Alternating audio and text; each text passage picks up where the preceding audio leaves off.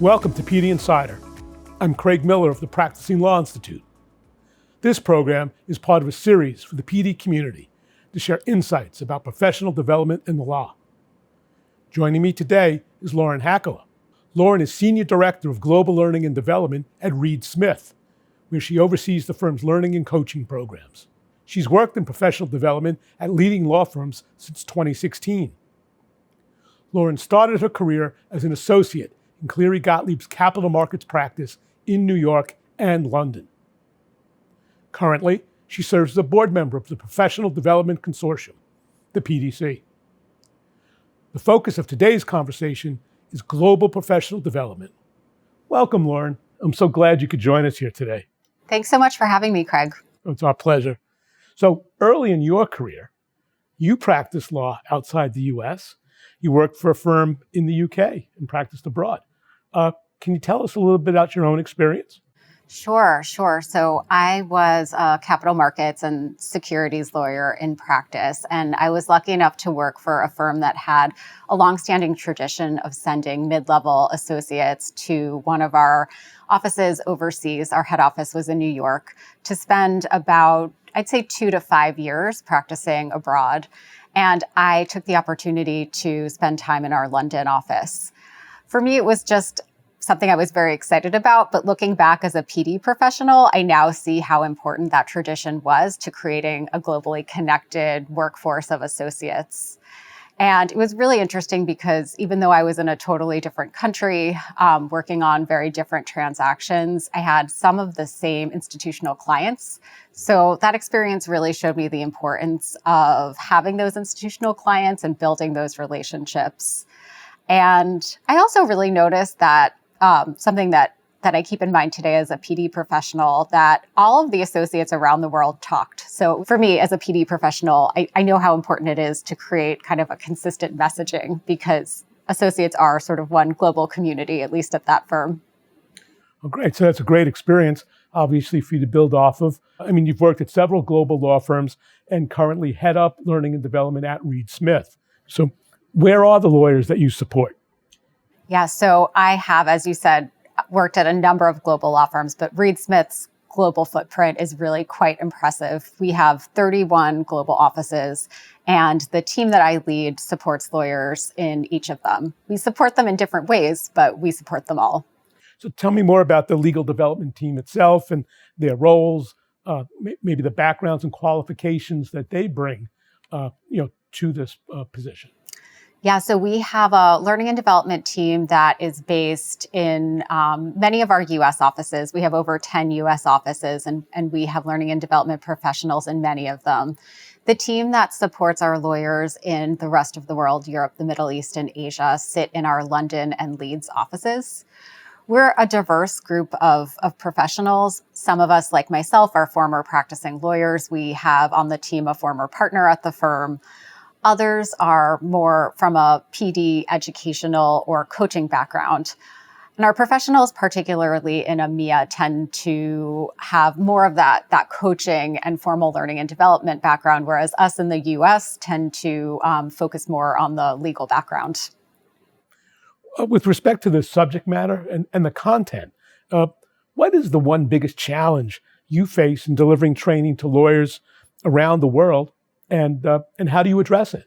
Yeah, so I think thinking about legal professional development on a global basis is a challenge, right? It's not easy. And I think somewhat counterintuitively, that's particularly the case at firms like Reed Smith that had developed very, very effective professional development departments in various regions organically. However, I think that with more of our lawyers across the industry working on global teams and supporting global clients, it's more and more important to produce content that helps them be prepared to work on those kind of global matters.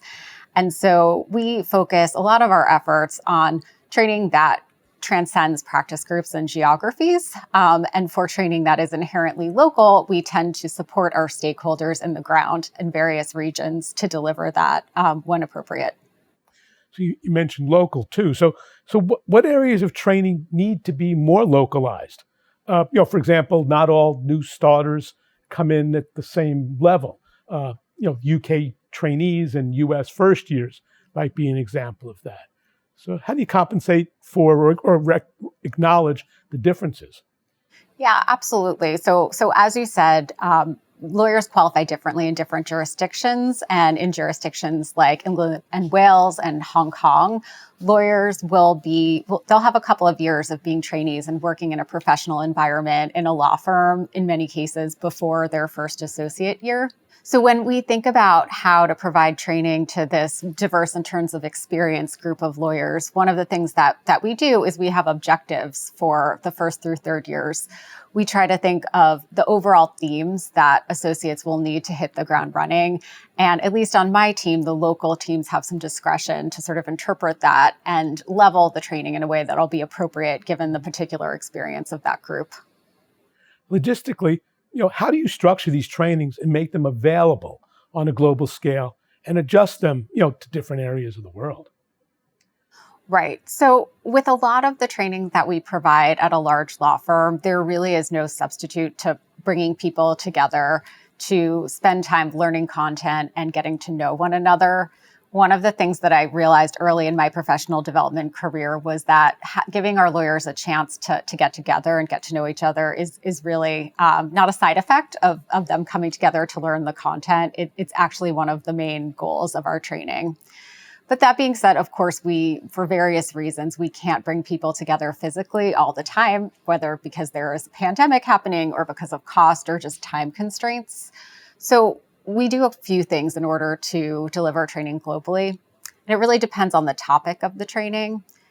For training that's really about telling our associates and our other lawyers about the firm and its business and its clients and strategy, we tend to run the same program with firm leaders a couple times in a 24-hour period to accommodate everyone's time zone. It's always good to have local stakeholders sitting beside a firm leader to translate that message into terms and examples that work for their jurisdiction. Are those live presentations? Oftentimes they are. At certain times, of course, we do need to record a training and provide that to people on the other side of the globe. But when there's an important message to deliver, I think that it is helpful if you can get stakeholders to tune in at a time inconvenient for themselves. That makes sense. So there are times when you have sort of one message, one messenger, in order to impart the information that you're looking to send. Yeah, absolutely. But then, of course, there are other trainings like legal skills that are common to lawyers all over the globe, whether that be negotiations, giving feedback, or financial literacy, where it makes the most sense to deliver that locally at a place and time that works for the particular location. But when we do that and we do feel that the topic is globally relevant, we'll try to keep that content as consistent as possible. Okay. So that's a little bit different. You have sort of multiple messengers, but the message is clearly defined for everybody to deliver in their own way. Yeah, absolutely. Or the same skill is being developed, especially with interpersonal skills like giving feedback or managing others. I found that it's super helpful when a firm has one set of vocabulary to talk about, what's expected. Of course, that'll be delivered slightly differently and different examples will be used. But that kind of consistency is something that I think a global L&D team can deliver. And you also allow for other examples where things might be a little bit more flexible and more tailored to the specific needs of a group, and how the local L&D team wants to do it, and what they think is the best way for their local trainees to get it. Yes, absolutely. And of course, there are some topics, particularly technical legal topics, right? Thinking of U.S. federal litigation, right? There's nothing similar to that outside the U.S. with all love to my colleagues. So those are the kind of trainings where the local lawyers who are practicing, or in some cases, knowledge management lawyers, will create and deliver the training. As the global L&D team, we can certainly support them with curriculum design, and with saving the materials into our global learning management system, but they really own the content and the delivery, and it's our role to just help them as they deliver it. Yeah, it makes perfect sense. As I recently heard someone say at the International Bar Association conference, the U.S. litigates, the EU regulates, and the UK goes its own way. It's so funny. But talk about some things other than formal training. What are some professional development initiatives you've seen that are particularly effective in building a global community? Yeah. And once again, I'll say that I've been a part of delivering and helping to organize in-person retreats or in-person training programs. And I really think there's no substitute for when you can getting people together for an experience with their colleagues. But that being said, at the best, you're going to bring people together once a year, right? And probably there'll be bigger gaps from the time people can physically get together with their colleagues. So we do a couple of great programs that have been helpful to create a global community of lawyers. One of them is a short secondment program. So when I was in practice, my firm would send associates for 2 years to another jurisdiction. But this is a much shorter time, right? So 1 week or 2 week. In an office where you work with the lawyers, perhaps have clients. So really just a great way to meet the people in person who you're working with every day. Oh, that's brilliant. Yeah. So you can get the flavor, they can know who you are, really put the person, to the face and the voice that they might be seeing through a screen. Absolutely. It's so great with building relationships and trust, just to having met someone once in person. Mm-hmm. Some other things that you've done? Yeah, we have a really great associate buddy program. So it's a very simple program where we pair associates with another associate in a different region of the firm. It can be an associate that's selected more or less at random for you, or associates can get very, very strategic. So for example, if they're working on their German language skills and want to be paired with an associate who's a native German speaker, or perhaps they'd like to get to know an associate who is based in the home jurisdiction of their top client. We pair them together for a 2-year buddy relationship. And it's a great way for people to get a sense of the realities on the ground of their colleagues who are at the firm, but a very different part of it. Yeah, that sounds like you can really, create meaningful and lasting, relationships that way. That'll serve people for their entire time at the firm. Absolutely. And one of the best things about working at a global law firm is that when you're in the city where your firm has an office, it's so wonderful to be welcomed there, to see someone who you know. And so that's the kind of community that we're trying to foster. Oh, absolutely. That's great. And, I know you have a very strong coaching background. Can you talk a little bit about how you might use that in terms of creating this global community? Yeah, absolutely. I am a big fan of cohort coaching programs. So in the hybrid work environment, we all know how hard it is to spend quality time with colleagues, right? And cohort coaching programs, I think, are a great way to bring people together to talk about issues that they need to learn about that they're going through at that particular time in their career, and also meet people from different parts of the firm. So we work in one program with a coaching vendor who will bring together groups of 4 associates. We intentionally make sure that those associates are in different offices. And they learn some micro content. Perhaps they'll watch a 5-minute video about feedback or time management or resilience, and then they come together to talk about how they'll apply that. So they're both learning information that they need for their career and getting together and forming relationships with folks they might not otherwise know. I'd like to thank my guest, Lauren Hakala, for sharing her insights on global professional development. We look forward to you joining us for another edition of PLI's PD Insider. This is Craig Miller of the Practising Law Institute. Thank you, be well, and do great things.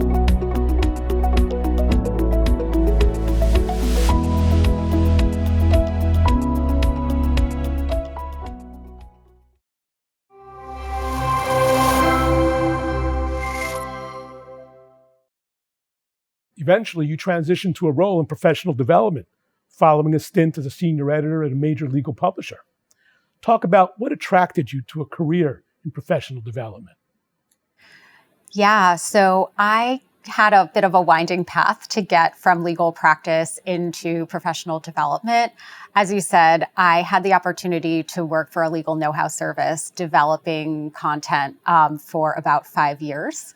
And I found in that position that I really got to build on what I loved about legal practice, which was finding ways to make the practice more efficient for myself, and to explain the basics of the practice to more junior lawyers that I had perhaps had to learn the hard way. And so I had a lot of practice writing content for those lawyers when I was at the Legal Know-How Service. And when I got to professional development, I found that was what I got to do really all day. Spend time with senior lawyers, figuring out what they would want to tell more junior lawyers in order to get the work done more efficiently and effectively and less painfully in some ways. That's great. So it really sort of built a bridge between practice to imparting legal know-how to ultimately taking a leadership role in training and development. So. Yeah, absolutely. The roles definitely built on one another in a different way than many professional development folks get to their roles, but it was a really interesting path for me.